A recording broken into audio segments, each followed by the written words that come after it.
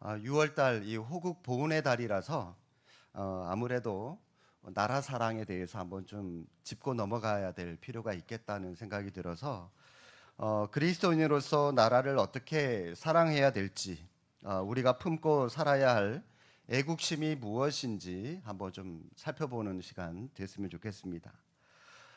성경에 보시면 우리 예수님이 3번 우셨다라고 복음서에 기록이 되어 있는데, 혹시 여러분들 언제 예수님께서 우셨는지 혹시 기억이 나십니까? 첫 번째는 겟세마네 동산에서 십자가라고 하는 그 자신의 문제를 놓고 땀방울이 핏방울이 될 때까지 눈물로 기도하신 부분이 나오고요. 그리고 또 두 번째는 죽은 나사로가 살아나리라라고 많은 사람들에게 말씀을 하셨음에도 불구하고 사람들이 믿지 못하고 슬퍼하는 겁니다. 그 모습을 보시고 안타까워하시면서 우셨던 장면이 나옵니다. 그리고 마지막 한 번은 이 감람산 밑에 이제 기드론 골짜기가 흐르거든요. 그 골짜기를 끼고 감람산과 예루살렘 성이 서로 마주보고 있습니다. 감람산에서 앞에 보이는 이 예루살렘 성을 보시면서 이제 곧 멸망당할 예루살렘 성을 보시면서 자신의 조국을 위해서 우리 예수님께서 우신 장면이 나옵니다. 여러분, 우리 주님이 이처럼 자신의 나라, 자신의 조국, 자기의 민족을 위해서 눈물을 흘리면서 안타까워하며 사랑하셨다면 그분을 주님으로 믿고 따르는 우리도 우리 나라를 사랑하고 우리 민족을 사랑하는 것이 마땅합니다. 이처럼 참된 그리스도인이라면 진심으로 나라와 민족을 사랑하는 사람이 되어야 되지만, 그러나 경계해야 될 것이 하나가 있습니다. 그게 뭐냐? 그리스도인들이 말하는 애국심이 세상 사람들이 말하는 애국심과는 다르다는 겁니다.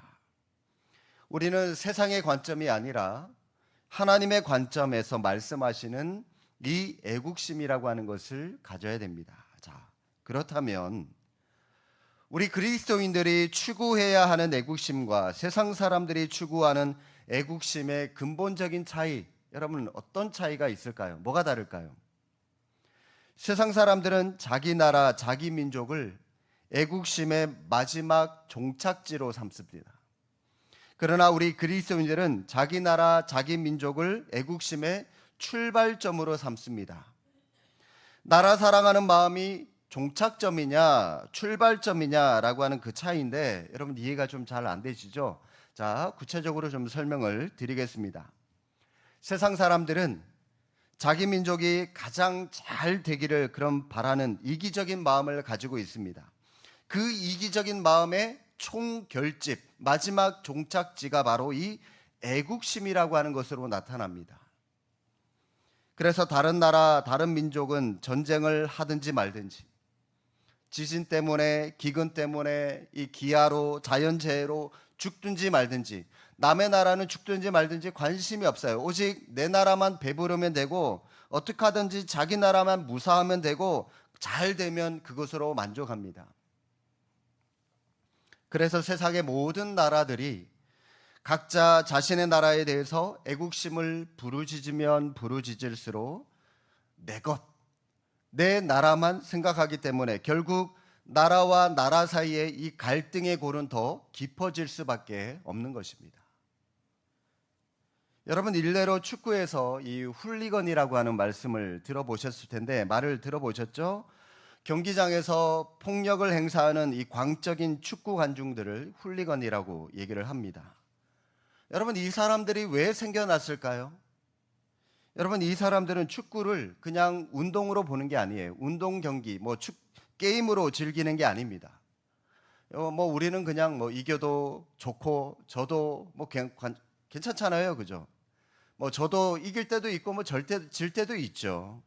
그런데 여러분, 그들에게 있어서 축구라고 하는 것은 곧 전쟁입니다. 자기가 응원하는 축구팀이 이겨야 됩니다. 국가대표 A매치 같은 경우에 특히 더 심하죠. 이겨야만이 애국심이 있는 것이고 지면 애국심이 없다고 생각을 하는 겁니다.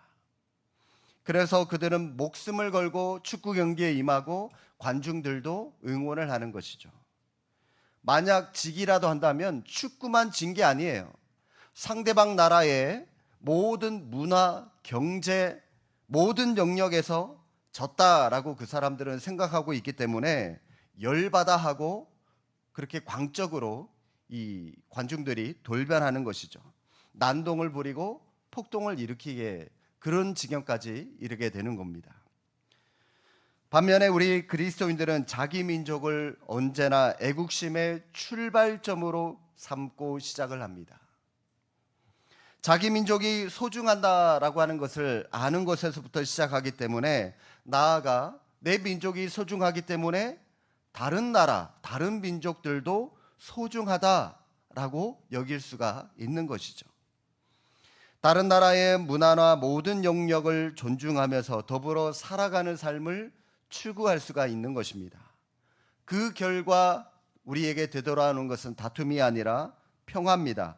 여러분, 이게 바로 그리스도인들이 추구하는 애국심의 본질입니다. 주님께서 부활하시고 승천하시면서 이 땅을 떠나실 때 제자들에게 마지막으로 들려주신 말씀이 있습니다. 사도행전 1장 8절, 여러분들이 다 아시는 말씀인데 권능을 받고 예루살렘과 온 유다와 사마리아와 땅끝까지 이르러 내 증인이 되리라 말씀하신 부분, 여러분 이 예루살렘에서 땅끝까지 가는 그 순서를 보십시오. 예루살렘과 유다라고 하는 그 자기 민족에서 시작한 그 사랑으로 예수님 당시 가장 천대받고 무시받았던 사마리아까지도 가고 더 나아가서 땅끝까지 이를 정도로 온 세계를 가슴에 품고 모든 사람들과 함께 진리 안에서 화평하고 평안을 누리라라고 하는 주님의 명령의 말씀입니다. 우리 예수님 유대인으로 태어나서 유대인으로 살다가 유대인으로 부활하셨고 승천하셨지만 유대인인 동시에 온 인류를 마음에 품으셨던 진정한 세계인이셨습니다. 바로 여러분, 이 세상 만물이 하나님의 피조물이면서 동시에 온 인류가 하나님의 자녀라고 하는 것을 우리 주님은 너무나도 잘 아셨기 때문에 주님은 온 세계를 송두리째 품으셨던 것입니다. 이처럼 그리스도인들이 추구하는 애국심은 자기 민족을 종착점이 아닌 출발점으로 삼을 때에 어떤 경우에도 민족주의의 함정에 빠지지 않을 수가 있는 것입니다. 여러분, 오늘 본문의 말씀 한번 보실까요? 사도 바울의 놀라운 고백이 나옵니다. 1절부터 4절까지 말씀을 여러분 사실적인 이해를 위해서 제가 이 표준 세번역의 말씀을 읽어 드릴 테니까 여러분은 이 오버랩에서 겹쳐서 한번 말씀을 보시기 바랍니다. 나는 그리스도 안에서 참말을 하고 거짓말을 하지 않습니다. 내 양심이 성령 안에서 이것을 증언해 줍니다. 내게는 내 동족을 위한 큰 슬픔이 있고 내 마음에는 끊임없는 고통이 있습니다. 나는 육신으로 내 동족, 내 결례를 위하는 일이면 내가 저주를 받아서 그리스도에게서 끊어질지라도 달게 받겠습니다. 내 동족은 이스라엘 백성입니다. 여러분, 언뜻 이 것만 들여다보면은 대단한 민족주의자의 말처럼 들립니다. 오직 내 민족, 내 유대인들, 내 것, 내 동족, 내 나라, 이 민족주의에 철저하게 빠져 있는 말처럼 들려요. 사실 여러분, 사도 바울은 여러분도 아시다시피 주님을 만나기 전까지 분명한 민족주의자였습니다. 유대인들밖에 몰랐던 사람이었습니다. 자기 동족 유대인밖에 몰랐고요. 자기 민족의 어떤 관념, 이념, 종교에 맞지 않는 사람이라면 누구든지 가차없이 색출해서 처단할 정도로 철저한 민족주의자였던 사람이 바울이었죠.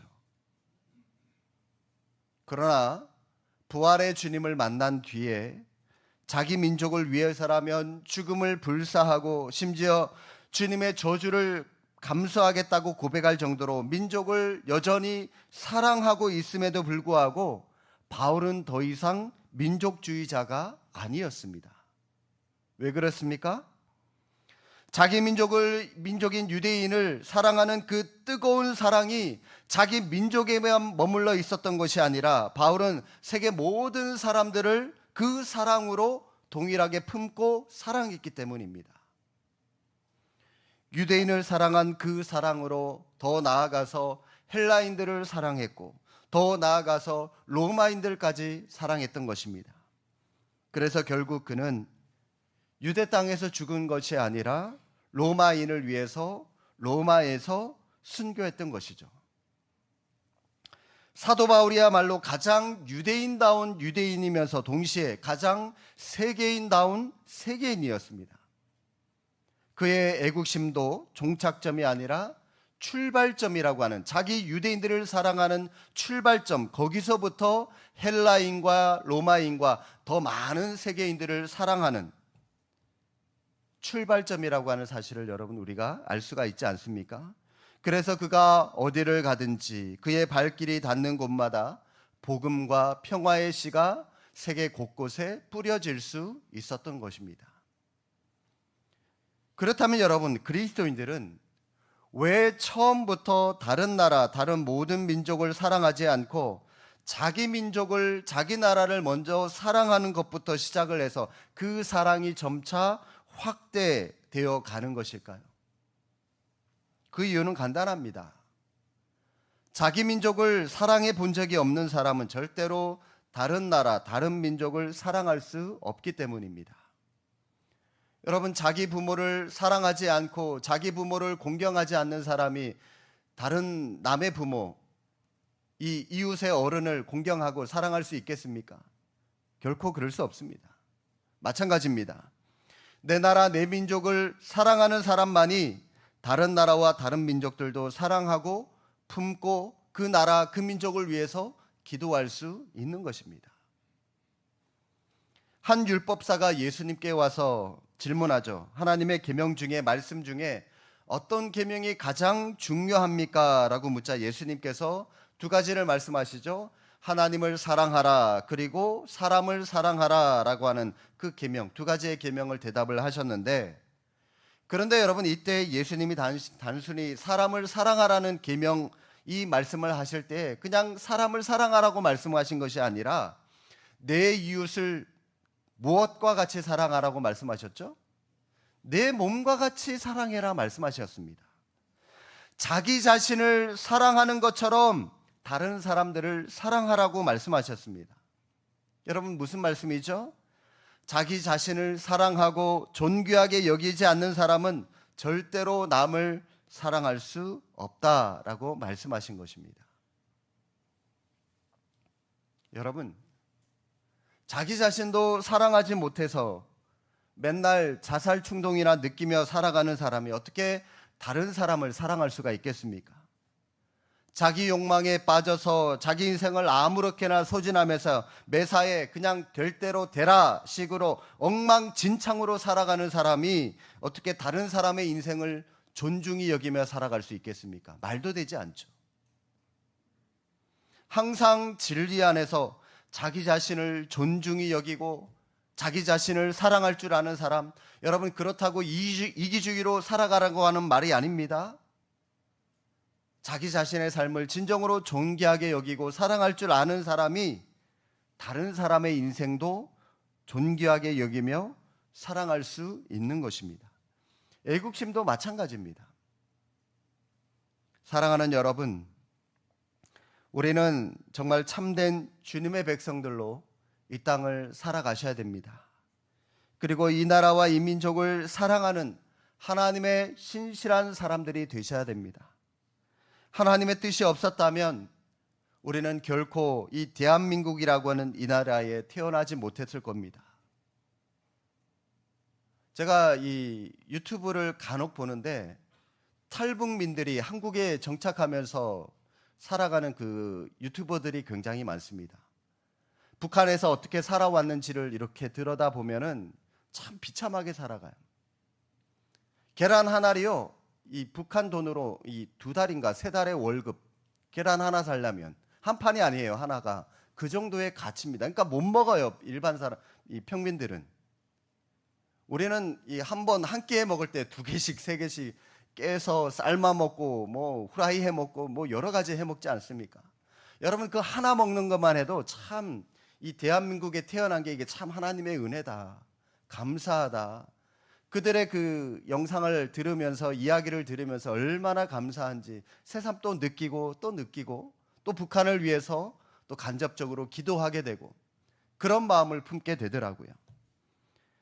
하나님의 은혜가 아니라면 우리는 결코 이 대한민국이라고 하는 이 축복된 나라에 우리는 태어나지 못했을 겁니다.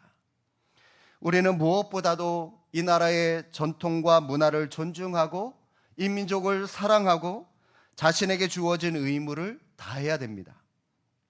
나라의 법과 질서를 존중히 여길 줄 알아야 됩니다. 그러나 여러분 어떠한 경우에도 우리의 사랑이 이 나라와 이 민족을 종착점으로 삼아서는 안 됩니다. 만약 그렇게 한다면 우리는 인류의 평화를 깨뜨리는 자가 될 것이고 그 화는 결국 우리 자신과 우리의 후손들에게 되돌아올 수밖에 없을 것입니다. 따라서 그리스도인인 우리는 우리나라를 사랑하는 동시에 온 세계를 품을 수 있어야 됩니다. 이 세계 모든 나라를 품을 수 있어야 됩니다. 왜 그렇게 해야 됩니까? 예수님께서 그렇게 하셨기 때문이에요. 다른 이유 없습니다. 우리의 사랑이 그들에게까지 확산될 수 있도록 이 나라 이 민족을 출발점으로 삼아서 서서히 그 사랑이 우리 주변으로 세상의 모든 사람들에게 선한 영향력으로 흘러갈 수 있도록 우리는 그렇게 살아가야 되는데, 그래서 여러분 이 시간 세계를 품을 수 있는 방법을 제가 한 가지 제안해서 좀 알려드리고 싶어요. 그게 뭐냐? 이 자리에 앉아서 예배 드리는 모든 분들 세상을 사랑하는 방법 뭐냐? 선교 헌금을 여러분 반드시 하셨으면 좋겠습니다. 헌금의 종류가 교회들마다 굉장히 많죠. 모든 헌금들이 교회가 유지되고 운영되는데 다 필요하고 중요합니다만은 그 많은 종류의 헌금 가운데 뭐 다 하지 못하더라도 꼭 해야 될 헌금이 있다. 그러면 뭘 해야 되냐? 저는 개별적으로 여러분들에게 11조와 선교 헌금만큼은 꼭 하시라고 권면하고 부탁을 드리고 싶습니다. 11조는 우리 신앙인으로서 기본이기 때문에 해야 되는 것이고요. 선교 헌금은 우리가 어느 나라 한 나라를 품고 기도하는 곳이 있다면 그 나라를 위해서 헌금하셔야 됩니다. 내가 직접 갈 수 없다면 주님께서 분명히 말씀하셨잖아요. 내 보물이 있는 곳에 내 마음이 있다고. 여러분, 우리가 이 돈으로 헌금을 해야 우리의 마음이 그 나라에 가는 겁니다. 마음이 함께 가는 겁니다. 예전에 그 2000년도 초에 제 신대원 동기 가운데 한 분이 중국 선교사로 파송되어서 선교를 갔었던 친구가 있었습니다. 갔었던 친구, 과거형이죠. 10년 넘게 그곳에서 사역을 하다가 몇 년 전에 추방되어서 한국에 다시 돌아와서 지금은 이 목회를 하고 있는 친구가 있는데, 여러분 그 친구가 중국에 10년 넘게 선교하면서 중국 현지인들 몇 명 전도했는지 아십니까? 10년 동안 사역했는데 3명 했습니다. 3명. 에게 겨우 3명? 여러분 그런 생각 하지 마십시오. 여러분 이 중국이라고 하는 나라가 전 세계 기독교 박해국 가운데 18번째로 박해가 심한 나라입니다. 제가 얼마 전에 이 선교하고 관련된 신문을 읽은 적이 있는데 어떤 일이 있었냐면 올해 2월입니다. 멀지도 않아요. 당장 올해 2월에 있었던 이야기인데요. 중국 공안이 중국 안에 어떤 한 기독교 집회장을 급습했습니다. 200명 가량을 체포했습니다. 그리고 그 체포된 사람들을 대형 버스 세대하고 승용차에 나눠서 태워가지고 어디론가 사라졌는데 아직까지도 그 사람들의 행방이 어떻게 됐는지 알려져 있지 않습니다. 아마 뭐 다 죽었겠죠. 뭐 어디 깊은 곳에 갇혀 있거나. 10여 년 전이니까 여러분 그때는 지금보다 더 심하죠. 이 박해라고 하는 게. 그래서 이 친구는 중국 선교를 시작을 하면서 큰 도시에 가서 선교를 하다 보면 아무래도 이 공산당이나 공안에게 들킬 확률이 굉장히 높기 때문에 이 친구는 아예 완전히 산 꼴짜기 중에 꼴짜기로 들어갔어요. 미전도 종족들이 살고 있는 굉장히 험한 그 꼴짜기로 시골로 들어갔습니다. 그래서 그 현지인들을 대상으로 선교를 하고 전도를 했는데 그래서 3명 한 거예요. 2년, 3년마다 한 번씩 이 비자 때문에 한국에 들어올 일이 있을 때가 있어서 만나면은 그때마다 그 친구가 항상 입술이 다 부르터 있는 거예요. 얼마나 그 3명 때문에 놓고 또 현지인 선교를 위해서 이 고생을 했는지 입술이 성할 데가 없어요. 올 때마다 입술이 터져 있고요. 주중에는 그 사람들 밭일도 도와가면서 이런저런 허드렛 일을 도와가면서 그러면서 선교해야 여러분 아무것도 안 하고 그냥 복음 전하면 안 받아들여요. 도와주면서 그래도 마음 열리게 해서 다가가야지 복음이 뭔지라도 듣지. 또 주일에 자기 집에 몰래 데리고 와서 예배를 드리는데 그래서 이 토요일 날 이 3명을 위해서 한국어로 된 이 설교문을 이 3명을 위해서 하루 종일 중국어로 번역하는 겁니다. 이 한국어를 조금 아는 사람 그 3명 가운데 한 명을 불러다가 이게 니네 말로 이게 맞냐 틀리냐 이 검증을 해가면서 번역하는 거예요. 둘이 하루 종일 앉아가지고. 그래서 그 말 가지고 원고를 읽어가면서 중국어로 된 원고를 읽어가면서 그 나라 말로 설교를 하고 3명 놓고 예배하는 겁니다.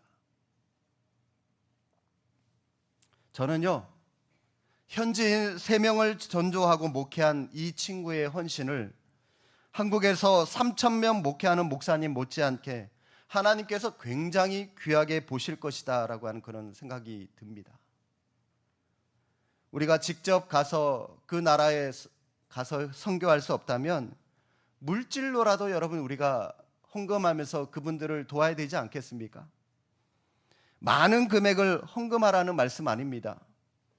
여러분 커피 많이 마시죠? 한 달에 여러분 몇 잔 마십니까? 하루에 못해도 한 잔 마실 텐데 여러분 하루에 그 한 달에 딱 한 잔만 멈추시고요. 2, 3천 원짜리 하는 그 커피 한 잔만 마시지 마시고요. 그냥 그 돈 헌금 좀 해주세요. 커피 한 잔 값만 여러분들이 헌금을 해주시면 그 돈이 모여서 우리 선교사님들에게 큰 힘이 될 것이고요. 이런 마음이 오늘 성경이 말씀하는 애국심의 출발점이 되는 겁니다. 지구는 둥굽니다.